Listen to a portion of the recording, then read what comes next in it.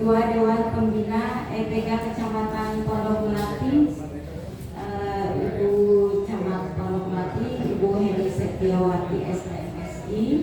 Terima kasih untuk waktunya, dan sama-sama di acara sosialisasi pembauran kebangsaan pagi hari ini banyak yang akan mungkin sedikit saya ingin sampaikan.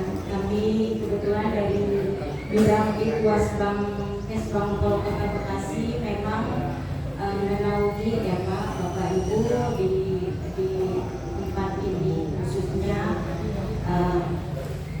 EPK Kecamatan Pondok Melati. Terima kasih. Pagi hari ini saya baru kali ini datang ke Kecamatan Pondok Melati. Terima kasih silaturahim kepada keluarga besar EPK Kota Bekasi. Hari dengan Pak Komarudin sedang bertemu di Jati Asih. Cuma saya pikir alhamdulillah saya dari kantor cukup lumayan jauh ya, akhirnya bisa bersua dengan hampir tadi terlewati.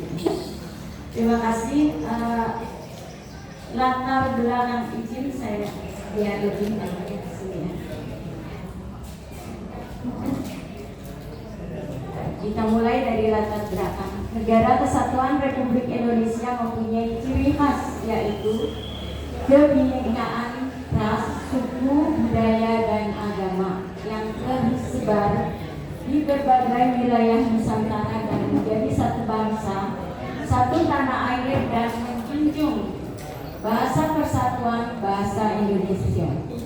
Perkembangan kehidupan berbangsa dan bernegara Indonesia di masa lalu, masa kini, dan masa yang akan datang. Kondisi saat ini bangsa Indonesia masih menghadapi berbagai konflik yang bersifat vertikal dan horizontal. Itu disebabkan oleh berbagai latar belakang permasalahan ras, suku, budaya, dan agama yang dapat mengancam integritas nasional.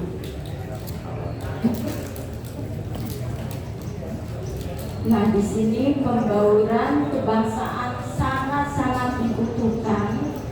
Karena apa?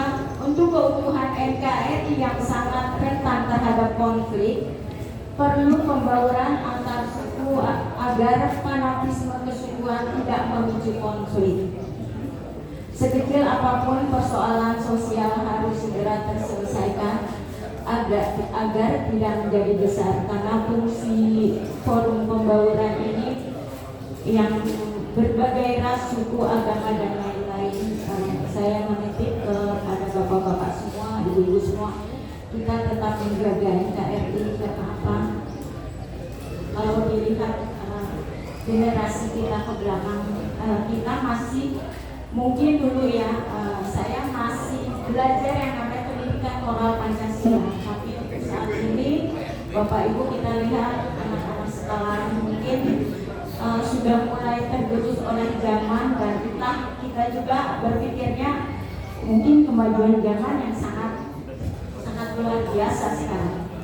Anak-anak sekarang dengan modalnya handphone saja di tangan dipegang, kita nanya, mungkin kalau kita tanya Pancasila itu apa, mereka pasti akan lihatnya lebih percaya di Google-nya dibanding di pelajaran sekolahnya. Mungkin kalau dilihat seperti itu gitu, karena kita yang mungkin kita sama-sama lah untuk saat ini lebih memperhatikan generasi penerus kita yang sekarang. Dengan adanya EPK di Kecamatan Pondok Melati ini, saya pikir kita sama-sama menjaga lah persatuan, kesatuan, kerukunan yang sudah terbentuk di negara kita, khususnya di Kecamatan Pondok Melati. Dan saya juga dari bidang Itwasbang mohon izin, karena alhamdulillah dari 12 kecamatan Pondok Melati yang akan kami jadikan nanti ada satu kampung Pancasila. Mungkin nanti ke depannya kita sama-sama, Bapak juga nanti akan sering bertemu saya, kita akan merumuskan kampung Pancasila yang nanti kita juga berkoordinasi dengan Bu Camat, Lurah 4 gitu, nanti buat Kampung Pancasila yang ada di Kecamatan Pondok Melati ini seperti apa gitu momennya, karena alhamdulillah kalau sudah ada petunjuk akan dibuat Kampung Pancasila, nanti juga lingkup wilayah yang ada di sekitar Kampung Pancasila itu kita ikut sertakan semua. Jadi kedepannya mungkin akan dibuat entah gapura, entah nanti momennya seperti apa, permintaan nanti saat rapat kita tentukan gitu, buat ada satu ikon gitu Kampung Pancasila.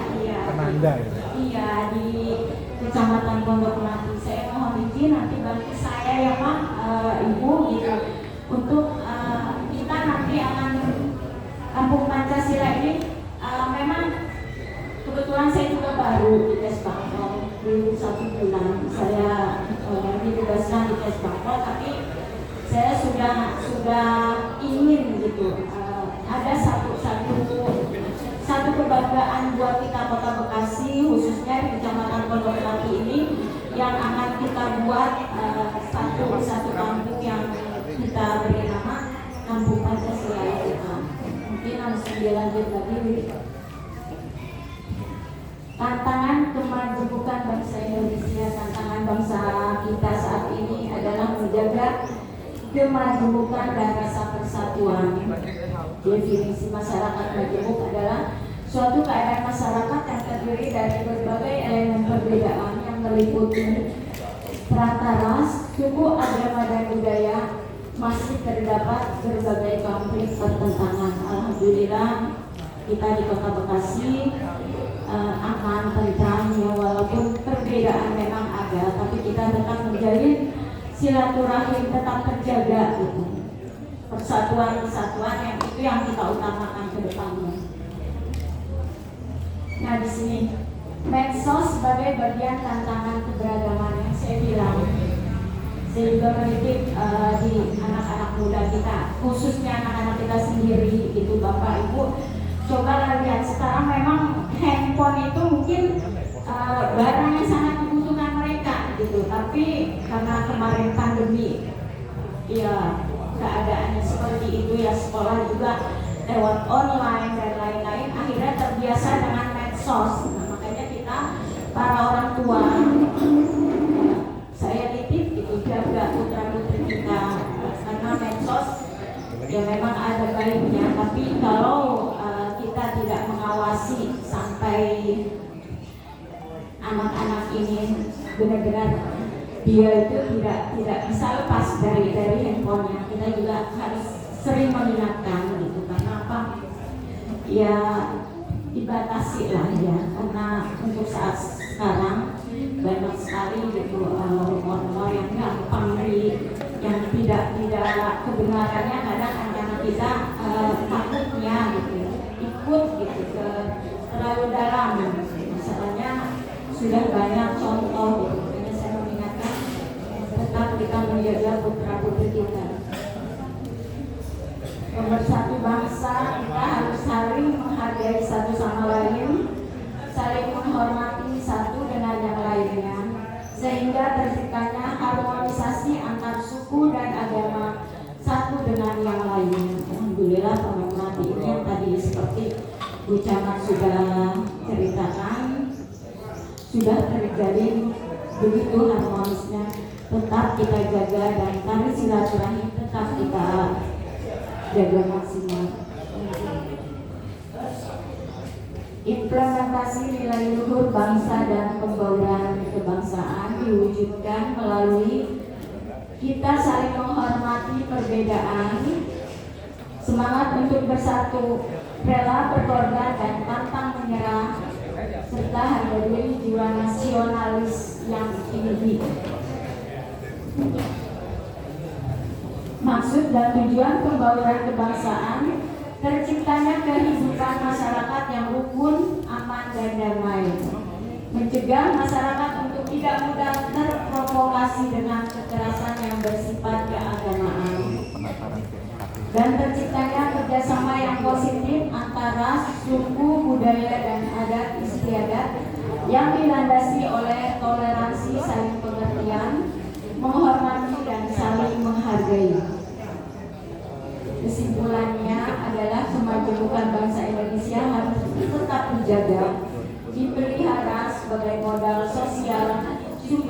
kekayaan bangsa kita.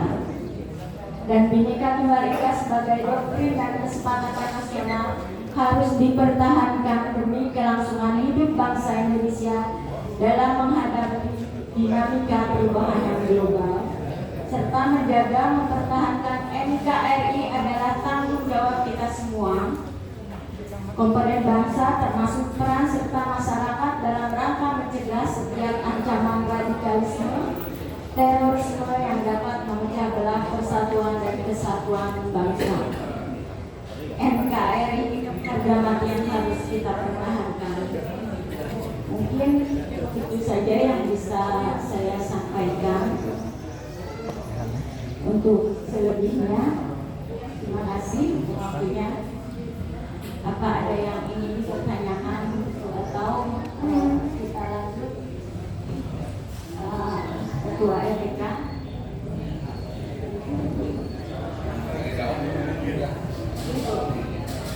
Ada yang ingin dipertanyakan, boleh.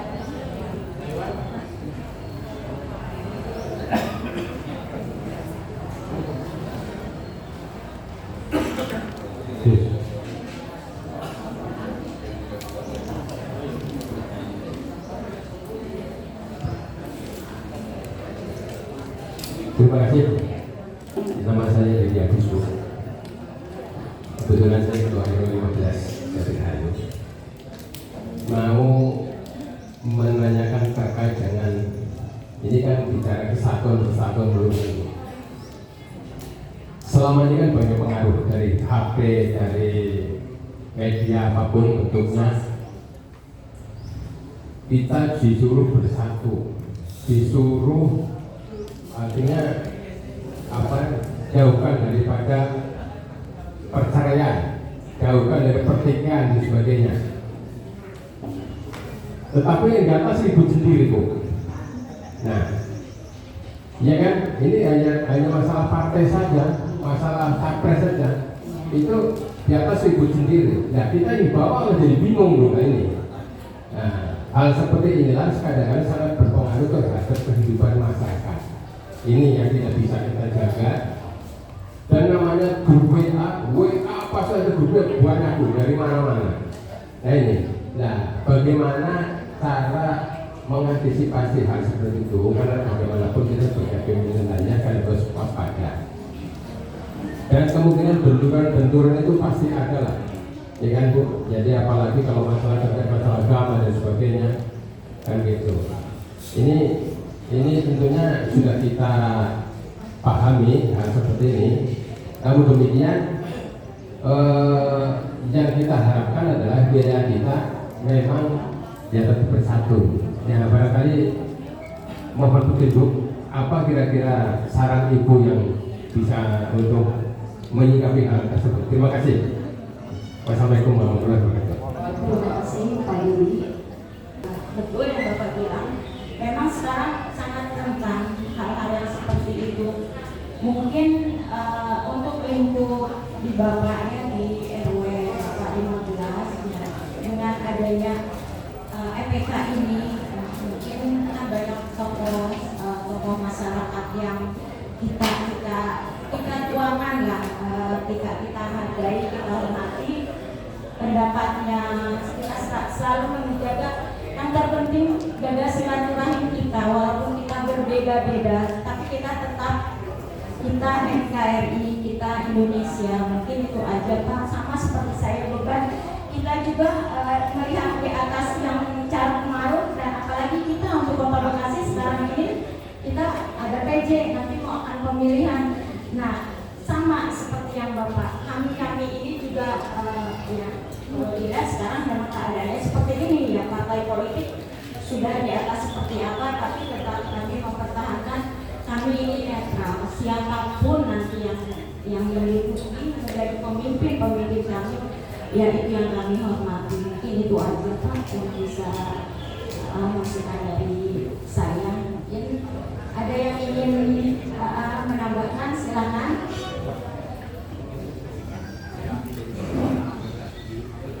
Ya, mohon maaf ya Pak. Jadi saya mendapatkan sedikit. Ya kalau kita ngikutin memang yang di atas itu kelihatannya berantem, tapi kan sering makan bareng. Artinya kita boleh berdebat, berbeda apa yang ada di otak, tetapi kita sering menyaksikan bahwa beliau-beliau itu memang sering berbeda pendapat, tapi faktanya beliau justru sering makan bareng. Ini duduk bareng, sering makan bareng, ini juga harus kita sikapi. Artinya kita bisa mengambil hikmah bahwa di antara kita boleh berbeda partai, boleh berbeda apa yang ada isi di otak kita, tetapi kebersamaan harus tetap kita. Inilah ibaratnya satu keluarga, ada laki-laki, perempuan kan pasti berbeda dan visi yang ada di pikiran juga berbeda, tetapi harus selalu bersama. Inilah yang mungkin inti dari wawasan kebangsaan yang kita sampaikan. Mungkin kurang puas daripada apa yang jawaban kami antara yang mohon dibukakan pintu maaf. Tapi yang jelas kita memang sering menyaksikan. Saya masih ingat dulu, kebetulan saya aktif di Banser. Saya juga dulu ketua NU di Bekasi Utara. Waktu ada Harlah Ansor, Gus Dur sama Cak Imin kan lagi berantem. Begitu Harlah Ansor, kita ngasih undangan, Ansor ngasih undangan ke Gus Dur. Padahal atas sengketa partai yang begitu kerasnya, Cak Imin diundang nggak ada Gus Dur? Lah nggak diundang Gus, emang boleh diundang? Ya kalau Cak Imin nggak diundang ya saya nggak datang. Jawabnya seperti itu, kita kaget, ya kan? Artinya itulah ya, apa yang pikiran-pikiran beliau, apa yang ada di medsos tidak bisa kita ini bisa dari faktanya beliau semua walaupun di media, karena media ini memang ya kita kerjanya supaya laku keras beritanya dikemas sedemikian rupa, walaupun tidak menghasut, tidak menghina, tetapi ya supaya beritanya memang laku. Itulah, tapi faktanya memang pemimpin kita yang ada di atas ternyata enjoy aja, sering makan bareng, sering ngumpul, sering duduk bersama. Mudah-mudahan ini bisa menambah sedikit jawaban saya kepada Pak Didi Liwono. Kurang lebihnya mohon maaf, itu aja tambah dari kami. Izin ada lagi yang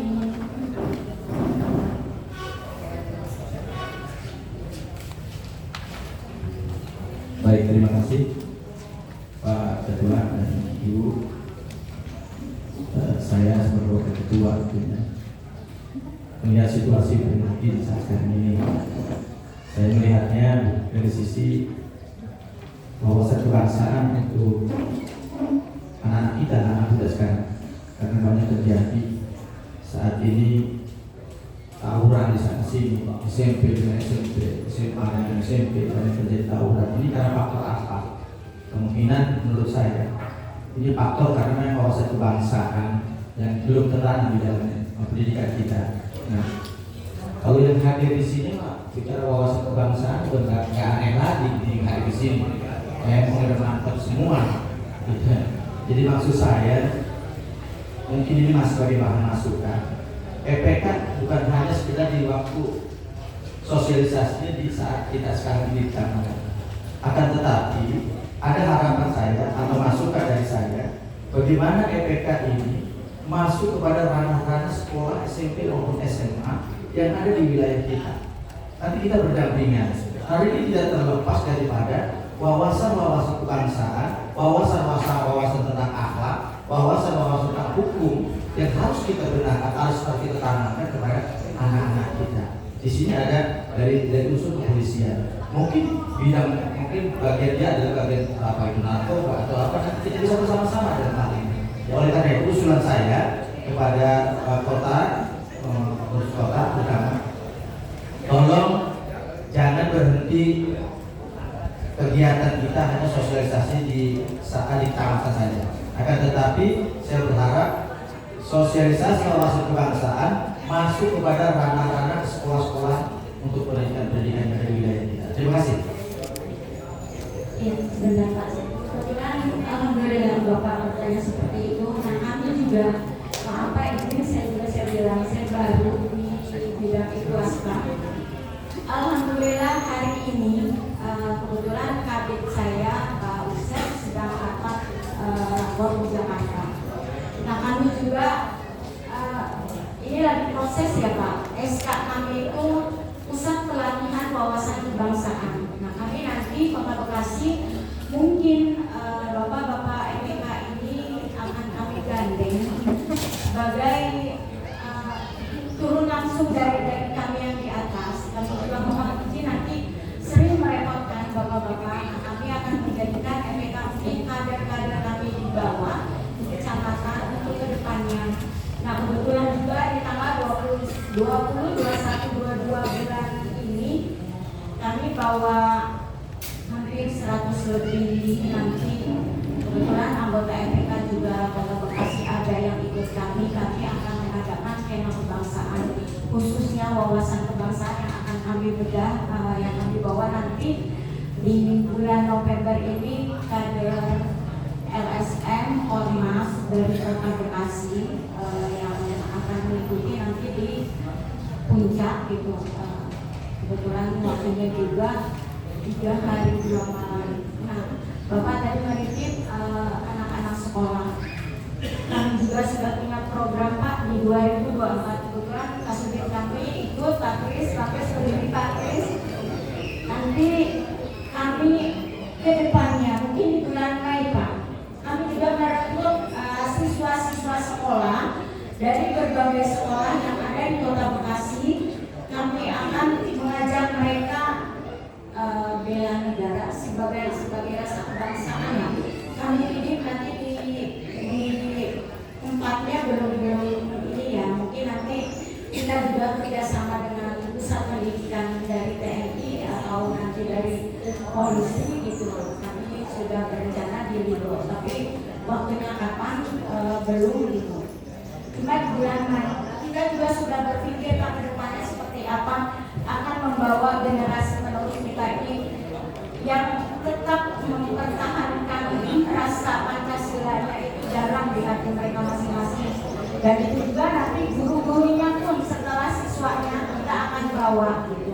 Jadi tepat apa yang seperti tadi Bapak pertanyakan, kami juga sudah punya program ke depannya. Kami berpikir sudah sejauh itu gitu Pak, ingin membawa nih anak-anak ini lebih intens lagi pola pemikiran mereka terhadap Pancasila dan Bhinneka Tunggal Ika-nya lebih tertanam gitu. Mungkin itu saja yang bisa saya sampaikan. Terima kasih. Baik Bu, kami tunggu sosialisasi berikutnya kepada di wilayah kami. Siap Pak, mohon bantuannya Bapak, nanti akan kami berikan kader-kader penerus wawasan kebangsaan kami Pak. Saya tambahkan sedikit. FPK ini memang tahun ini kita keliling kecamatan sosialisasi kepada pengurus dan tokoh-tokoh masyarakat. Karena 2 tahun sebelumnya 2021 pada tanggal 23 Juli itu sudah mengumpulkan anak-anak SMA di Gedung Patriot dengan baju masing-masing daerah. Itu kalau di 2021 karena memang suasana masih sedikit ada pandemi, kita hanya mengumpulkan sekitar 100. Kalau pada tanggal 26 November 2022 kita mengumpulkan hampir 400 total. Jadi hanya pengurus FPK memang yang kita undang hanya KSB Pak, KSB dari kecamatan, karena kita fokus kepada generasi muda. Jadi anak-anak pengurus OSIS dan dari semua sekolah negeri dan swasta yang ada di Kota Bekasi kita kumpulkan di Gedung Patriot. Kemudian beliau Bu Dewi juga terlibat dalam acara tersebut. Memang kita tahun ini memang fokusnya di kecamatan untuk tokoh masyarakat karena menjaga kondusivitas adanya pemilu ini Pak. Itu harapan kami. Kalau memang 2 tahun kemarin kita fokus ke anak-anak muda Pak, tapi kalau bahkan kemarin Pak PLT sempat memberikan ucapan sangat bagus sekali acara, karena memang anak-anak SMA tersebut menggunakan pakaian adat masing-masing untuk datang ke gedung Patriot. Itu anak SMA-nya sendiri sekitar 375, sisanya pengurus FPK kota dan kecamatan yang kita hadirkan. Jadi itu kita sudah laksanakan, memang artinya ganti tahun kita, planning kita berbeda, sasaran daripada sosialisasi daripada wawasan kebangsaan. Belum giat-giat yang diadakan FPK ini juga setahun bisa 4 kali melibatkan personil pengurus FPK yang ada di lokasi. Mungkin itu. Jadi kalau untuk anak-anak tadi sebenarnya kita sudah melaksanakan kegiatan sosialisasi. Itu sedikit Pak Pusat. Makasih juga atas masukannya. Ke depan rekan kita ini hanya memang FPK ini ya tetap kita punya program-program yang mudah-mudahan menjadi perhatian juga dari Kota Bekasi, karena kita dapat pas dari peran serta dari pemerintah Kota Bekasi. Mungkin itu tambahan dari kami. Terima kasih. Maaf.